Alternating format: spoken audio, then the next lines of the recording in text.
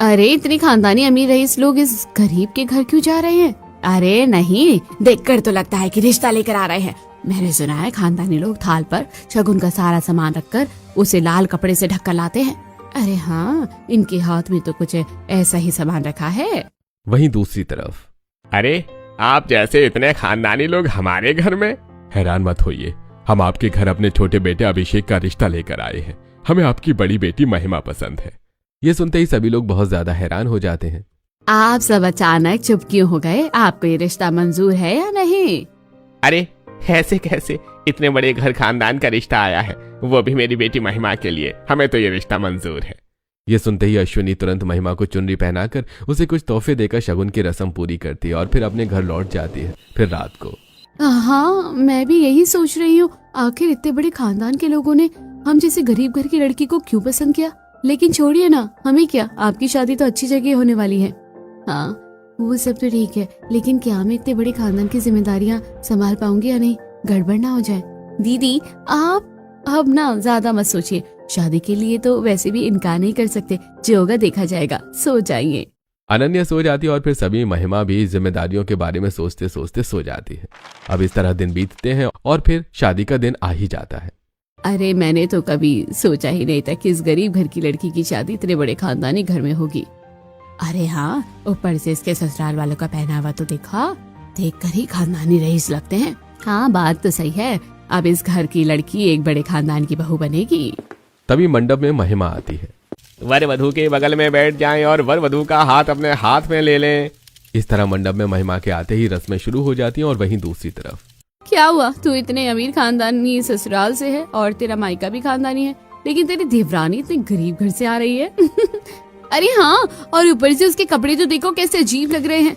इसकी वजह से तो अब मेरी दोस्तों के सामने मेरी बेइज्जती हो गई। हम इतने खानदानी लोग हैं और पता नहीं माँ ने इस गरीब घर की लड़की को अपनी बहू बनाना चाहा। इन्हीं सब के बीच में शादी की रस्में होती हैं और फिर विदाई होकर महिमा अपने ससुराल पहुंचती है और गृह प्रवेश करती है। हे भगवान, मेरा ससुराल तो इतना ज्यादा बड़ा है। इसे देखकर तो पुराने जमाने के राजा महाराजाओं की याद आती है। इतने सारे गहने पहने लोग खड़े हैं, पता नहीं मेरा यहाँ क्या होगा। अरे क्या हुआ भाभी, आप क्या सोच रही है? आगे तो बढ़िए। अरे अब तक कुटिया जैसे छोटे से घर में रहती थी और अब इतने बड़े खानदानी घर की बहू बन गई, तो इस महल जैसे घर को देख रही होगी। बड़ी बहू चुप हो जाओ और छोटी बहू तुम सोफे पर बैठो, अभी थोड़ी रस्में और बची हैं। इतना कहकर सभी लोग महिमा को सोफे पर बिठाते हैं। वैसे मानना पड़ेगा, लड़की चाहे गरीब हो या अमीर, बड़ी है सुंदर। अरे हाँ, इतनी सुंदर है कि आपकी बड़ी बहू को भी फेल कर दिया। अरे अभी तो आपने इसके हाथों का खाना नहीं खाया, खाना खाएंगे तो उंगलियां चाटते रह जाएंगे।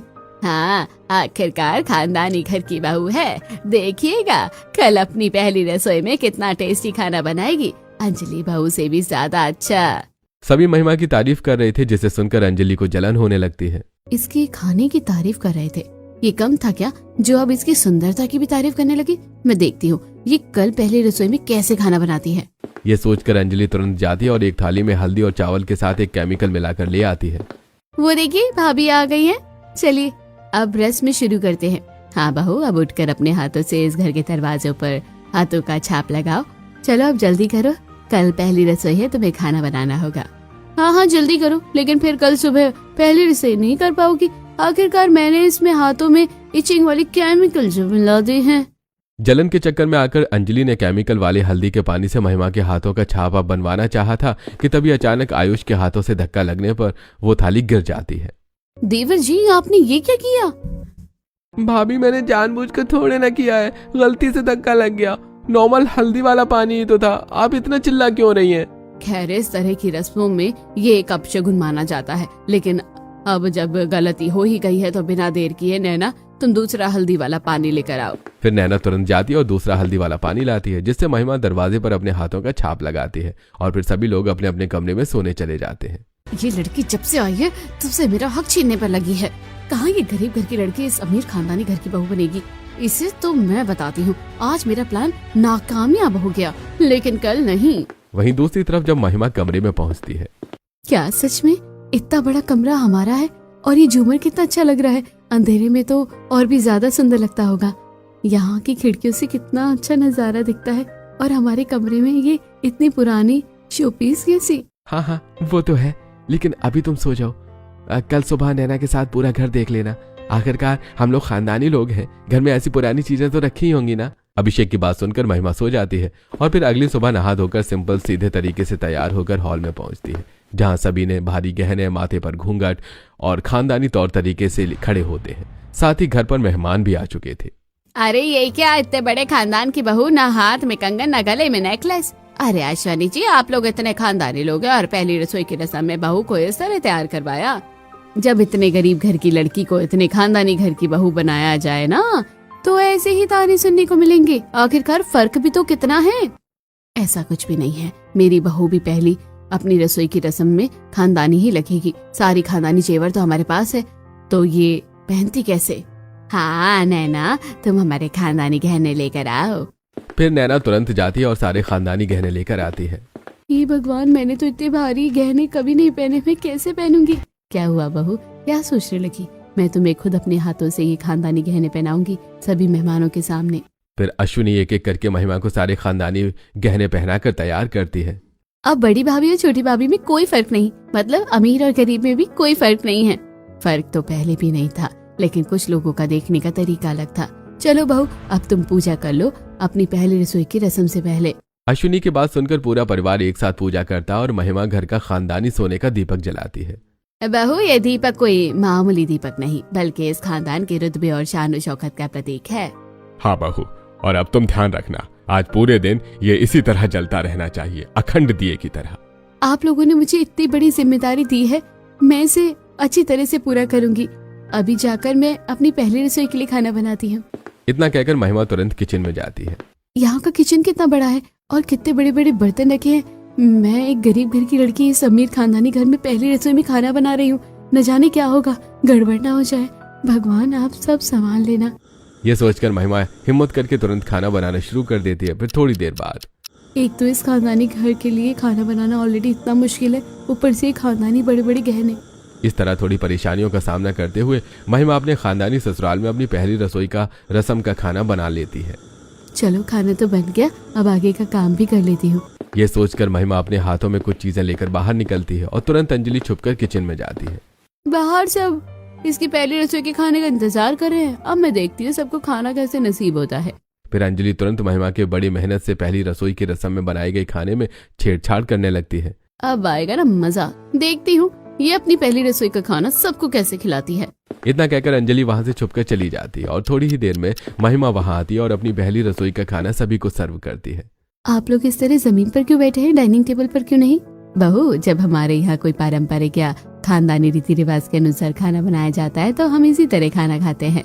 हाँ, और पहली रसोई की रस्म में कोई भी गड़बड़ नहीं होनी चाहिए, समझी ना आप? हाँ हाँ, कोई गड़बड़ नहीं होगी। मैंने बहुत ही मेहनत और सावधानी के साथ खाना बनाया है। हाँ, और मैंने बहुत ही शिद्दत के साथ तुम्हारा बनाया हुआ खाना बिगाड़ा है। फिर महिमा सभी मेहमानों और साथ ही परिवार के सभी लोगों को खाना परोसती है और सभी खाना खाना शुरू करते हैं। हाय हाय, ये कैसा अजीब खाना है। भला कोई खीर में नमक डालता है क्या? हाँ, और सब्जी में चीनी। बहू तूने ये क्या किया? हमारे यहाँ चाहे कुछ भी हो जाए, पहली रसोई की रस्म में कोई भी गड़बड़ नहीं होनी चाहिए, और तूने उसी में गड़बड़ कर दी। ऐसा नहीं हो सकता, मैंने खुद खाना चख कर देखा था, खाने में ना नमक था और ना ही ज्यादा चीनी। मेरा यकीन कीजिए। बस करो बहू, बहुत हो गया। एक तो गलती करती हो, ऊपर से जुबान चलाती हो। अपनी गलती स्वीकार करो, तुमसे गलती हुई है। तुमने अपनी पहली रसोई का खाना इस खानदानी ससुराल में अच्छा नहीं बनाया है। नहीं, ऐसा नहीं है, मैंने अच्छा और स्वादिष्ट खाना ही बनाया था। बहू, अगर ऐसी बात है तो तू ये प्रूफ करके दिखाओ कि तूने जो खाना बनाया था उसमें कोई गड़बड़ नहीं थी। अब आएगा मजा, असली मजा, क्योंकि इसके पास कोई सबूत नहीं है जिससे ये साबित कर सके कि इसने अच्छा खाना ही बनाया था। ये सोचकर अंजलि बहुत ज्यादा खुश हो रही थी कि तभी महिमा अपनी पहली रसोई में बनाए खाने को मंदिर से लेकर आती है। बहू, ये क्या है? जब थाली कैसी और तुम यहाँ कहाँ थी? माँ जी, ये सबूत है कि मैंने अच्छा ही खाना बनाया था। महिमा की बात सुनकर सभी लोग खाना टेस्ट करते हैं। बहू, तुम तो सच कह रही हो, ये खाना तो बहुत ज्यादा स्वादिष्ट है। हाँ बहू, तुम्हारा खानदानी ससुराल में पहली रसोई की रस्म में जिस तरह बहुएं खाना बनाती है, ये खाना बिल्कुल वैसा ही है। वैसे बाकी सब तो ठीक है, लेकिन सारे खाने के साथ जब किसी ने छेड़छाड़ की तो आपने ये खाना कैसे बचा लिया? हाँ हाँ, तुमने जाके खाना कैसे बचाया? मैंने इसे बचाया नहीं है, बल्कि ये तो भगवान की कृपा है दरअसल। चलो, मैंने खाना नहीं, ससुराल में अपनी पहली रसोई की ड्रेस में खाना तो बना दिया। अब अपने मायके की तरह यहाँ पर भी सारे भगवान जी को चढ़ा कर आती हूँ। ये सोचकर महिमा सभी पकवानों में से थोड़े थोड़े पकवान लेकर घर के मंदिर में पहुंचती है। भगवान जी, मैंने सोचा था कि मैं अपने इस खानदानी अमीर ससुराल में पहली रसोई का खाना नहीं बना पाऊंगी, लेकिन आपकी कृपा से ये मुमकिन हो गया। और आप सभी को मेरी बातें सही साबित करने के लिए आज वही खाना काम आ गया। बहू, हमें नहीं पता था कि तू मंदिर में खाना चढ़ा कर गई थी। हम तुझे बिना मतलब का डांट रहे थे। हाँ, कोई बात नहीं, आखिरकार गलती तो इंसान से ही होती है। महिमा अपनी बातें सभी के सामने साबित तो कर देती है, लेकिन इतनी मेहनत करने के बावजूद महिमा की पहली रसोई की रस्म उसके खानदानी ससुराल में अधूरी ही रह जाती है। लेकिन अब क्या करे, बहू की पहली रसोई की रस्म अधूरी रह जाएगी। नहीं, मैं ऐसा नहीं होने दूंगी। आप लोग बैठिए, मैं अभी सबके लिए तुरंत मीठे में खीर बनाकर ले आती हूँ। इतना कहकर महिमा तुरंत किचन में जाती है और खानदानी ससुराल में अपनी पहली रसोई की रस्म पूरी करने के लिए सभी के लिए झटपट खीर बनाती है और खिलाती है। चलो, चाहे जो भी हुआ, बहू की पहली रसोई की रस्म तो पूरी हुई, वो भी इतनी अच्छी तरह। हाँ, पहले देर से ही सही, लेकिन अच्छा खाना खाकर मन और पेट दोनों भर गया। हाँ बहू, और इसलिए तुम्हें मेरी तरफ से ये 9 लखा हार। गंगा देवी महिमा को 9 लखा हार पहना देती हैं और इसी की तरह और भी गिफ्ट्स के साथ पहली रसोई की रस्म पूरी होती है। और फिर शाम को चलो, जो भी हुआ, आज सुबह पहली रसोई की रस्म आखिरकार बहू ने अच्छी तरह पूरी तरह कर ली। हाँ, वो तो है, आखिरकार बहू किसकी है, सुंदर भी है, समझदार भी है, और साथ ही खाना बनाने का अच्छा हुनर भी है। ये सब तो बस भगवान का आशीर्वाद है। और थैंक यू मेरी इतनी तारीफ करने के लिए। ज्यादा खुश होने की कोई जरूरत नहीं है बहू, आखिरकार अभी तुम्हारी सबसे बड़ी जिम्मेदारी बची है। उस दिए को आज पूरी रात को कैसे भी करके जलाना है। दिया बुझना नहीं चाहिए। ठीक है माँ जी, मैं अभी उस दिए में तेल डाल कर आती हूँ। ऐसा कहकर महिमा दिए में तेल डालने चली जाती है और वहाँ अंजलि। कल से मेरे प्लान नाकामयाब होते जा रहे हैं, लेकिन बस आज नहीं। सभी लोग इसके सुंदर होने पर इसकी बहुत तारीफ करते हैं ना। आज मैं बताती हूँ मुझसे कंपटीशन करना कितना खतरनाक है। ये सोचकर अंजलि तुरंत महिमा के पीछे पीछे जाती है और जब महिमा मंदिर में बैठकर दिया जला रही होती है तब अंजलि उसके पल्लू पर आग लगा देती है। अब आएगा ना असली मजा, जब इसका कपड़ा और ये दोनों साथ में अगरबत्ती की तरह जल जाएंगे। महिमा को उसकी साड़ी जल रही है इस बारे में बिल्कुल भी भनक नहीं थी और अंजलि महिमा को इस हालत में छोड़कर वहां से चली जाती है। तभी वहां से अभिषेक गुजरता है। अरे ये क्या, महिमा की साड़ी तो जलने वाली है, मुझे किसी भी कीमत पर उसे बचाना होगा। ये सोचकर अभिषेक तुरंत महिमा को बचा लेता और तभी वहां पर घर के सभी लोग भी आ जाते हैं।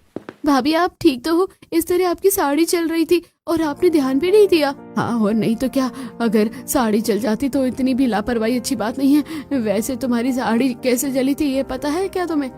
मुझे खुद नहीं पता, यहाँ मैं बैठी हूँ, दिया उतना दूर रखा है, पता नहीं साड़ी कैसे जल गई। देख बहू, तुझे बहुत अच्छी तरह से पता है कि हम लोग खानदानी लोग हैं, पुरानी परंपराओं और रीति रिवाज को बहुत ही अच्छी तरह से मानते हैं। इस वजह से किसी भी कीमत पर ये दिया नहीं बुझना चाहिए। ये हमारे महल के शान और शौकत का प्रतीक है।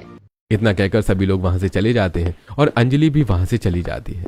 पता नहीं आगे क्या होगा, कहीं कुछ गड़बड़ ना हो जाए। पहले ही इतनी बड़ी गड़बड़ होते होते बची है, अब तो मुझे सावधान और सतर्क रहना होगा। ये फैसला लेने के बाद महिमा पूरी रात अखंड दिए का ध्यान रखती है और समय समय पर उसमें तेल डालती रहती है। मेरा हर प्लान नाकामयाब कैसे हो सकता है? इस बार तो मैं इसे छोड़ूंगी नहीं। इस तरह बहू की आवाज सुनकर घर के बड़े अंजलि को समझाने लगते हैं कि तभी महिमा आकर अपनी पूजा शुरू करती है। अरे बहू, तुमने तो उस अखंड दिए का बहुत अच्छे से ध्यान रखा होगा। हाँ बिल्कुल, पूरे महल में इधर उधर घूमती रही हूँ, मैं सिर्फ इस दिए की रक्षा में लगी रही। अरे वाह, क्या आपने जिस दिए को कल रात से संभाला है वो तो बुझ गया। खानदानी मान और शौकत का दिया बुझ गया है। ये सुनते ही घर के सभी लोग गुस्से में आ जाते हैं। बहू, बस बहुत हो गया, तुम्हारी हर गलती को माफ किया गया है, लेकिन ये नहीं, मैंने कोई गलती नहीं की है, मेरे यकीन कीजिए। ठीक है, तो आज हम तुम्हारा नहीं, इस कैमरे का यकीन करेंगे। कल सुबह सभी के ऑफिस जाने से पहले ये कैमरा चेक होगा और उसमें पता चल जाएगा कि गलती किसकी है। गंगा देवी की ये बात सुनकर महिमा बहुत खुश हो जाती है, लेकिन वहीं अंजलि। ये भगवान, इन लोगों को पता चल गया कि ये सारी चीजें मैंने की है, तो ना जाने मेरे साथ क्या होगा। सभी लोग कैमरा चेक होने की बात से खुश हैं, लेकिन अंजलि ही अकेली बहुत ज्यादा परेशान थी। थोड़ी देर बाद दोपहर को कमरे में। अरे तू इतना परेशान क्यों हो रही है? कैमरा कल चेक होने वाला है, लेकिन तेरी हरकतों से तो लोगों को आज ही पता चल जाएगा। थोड़ा रिलैक्स कर। कैसे रिलैक्स करूँ माँ? महिमा के आते ही मैंने उसे परेशान करने के लिए अलग अलग चीजें अपनाई हैं। अगर वो सारी चीजें कैमरे में दिख गई और मेरी असलियत सबके सामने आ गई तो मेरी तो कोई इज्जत नहीं रहेगी। ये सारी बातें कमरे के पास से गुजर रही महिमा सुन लेती है। अच्छा, तो ये सारी चीजें जेठानी जी ने की है, लेकिन मैं नहीं चाहती कि मेरी वजह से मेरे ससुराल में किसी भी तरह की कोई दिक्कत आए। मुझे कुछ भी करके इस असलियत को सबके सामने आने से रोकना होगा। परिवार की एकता और मान मर्यादा व विश्वास को बनाए रखने के लिए महिमा एक फैसला लेती है और अगले ही दिन जब कैमरा चेक होता है। हे भगवान, मैं तो गई, न जाने अब मेरा क्या होगा। एक जलन के चक्कर में मैंने खुद के पैरों में कुल्हाड़ी मार ली। असलियत सबके सामने आ गई है।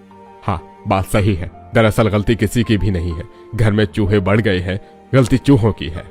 हाँ, उसी ने अखंड जोत के दिए की बाती को अंदर की तरफ खींच दिया था। हे भगवान, ये क्या? कैमरा चेक होने के बावजूद भी मेरी असलियत सबके सामने नहीं आई। ये कैसा चमत्कार है? अंजलि सोच में पड़ जाती है। तभी परिवार के सभी लोग एक एक करके वहां से चले जाते हैं और नैना तुरंत अंजलि के पास जाती है। आप सोच रही होगी ना कि आखिरकार कैमरा चेक होने के बावजूद सबके सामने आपकी असलियत क्यों नहीं आई? क्या है इसके पीछे का राज? हाँ, बिल्कुल यही सोच रही हूँ, लेकिन ये सब हुआ कैसे? किसने किया? मुझे सारी बातें बताओ। ये किसी और ने नहीं, बल्कि आप इतने दिनों से जिससे जलती आ रही है ना, और जिसकी इमेज और रेपुटेशन बिगाड़ने के लिए आपने ये सारी चीजें की थी ना, उसी ने किया है। क्या मतलब है तुम्हारा? वो दरअसल जब मैं कॉलेज की पढ़ाई कर रही थी तब छोटी भाभी मेरे पास आई थी। अरे भाभी, इस तरह आप मेरे कमरे में, और वो भी इतनी रात को? हाँ, दिन में आने का समय नहीं मिला। मुझे तुमसे बहुत जरूरी बात करनी है।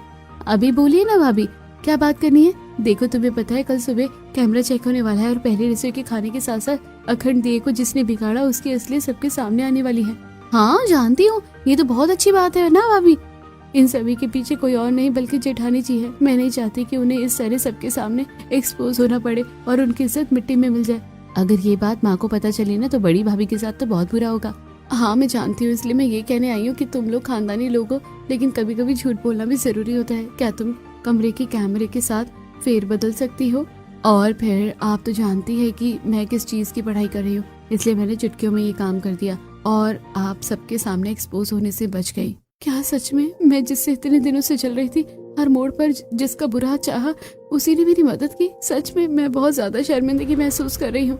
अरे नहीं नहीं जेठानी जी, इसकी कोई जरूरत नहीं है। नहीं देवरानी जी, इसकी जरूरत है। आप गरीब घर से आई थी और इस खानदानी घर में आपकी पहली रसोई थी, तब भी मैंने आपके खाने को बिगाड़ दिया और एक एक करके सारी चीजें खराब करने की कोशिश की, सिर्फ इसलिए क्योंकि आप गरीब घर से आई हैं। लेकिन सच तो ये है कि मैं अमीर घर होने के बावजूद वही नहीं सीख पाई जो आप गरीब घर से होकर सीख कर आई है। जेठानी जी, आपको इस तरह शर्मिंदगी महसूस करने की कोई जरूरत नहीं है। आपने जो भी किया वो सिर्फ जलन और नादानी में आकर किया। हाँ, लेकिन फिर भी तुमने ऐसा नहीं किया और मेरी मदद की। सच में अब से मैं कभी भी ऐसा नहीं करूंगी और तुम्हें अपनी छोटी बहन ही समझूंगी। हाँ, अपने मायके में तो मैं सबसे बड़ी थी, इसलिए मेरी कोई बहन नहीं थी, लेकिन आज से आप मेरी बड़ी बहन है। चलो, ये तो बहुत ही अच्छी बात है, दोनों भाभीयों में सुलह हो गई। कहते हैं ना, जो होता है अच्छे के लिए होता है। इस तरह खाना नहीं, ससुराल में पहली रसोई के खाने को लेकर जो झमेला हुआ था वो सॉल्व होने के बाद दोनों देवरानी जेठानी मिलजुल कर रहने लगती हैं।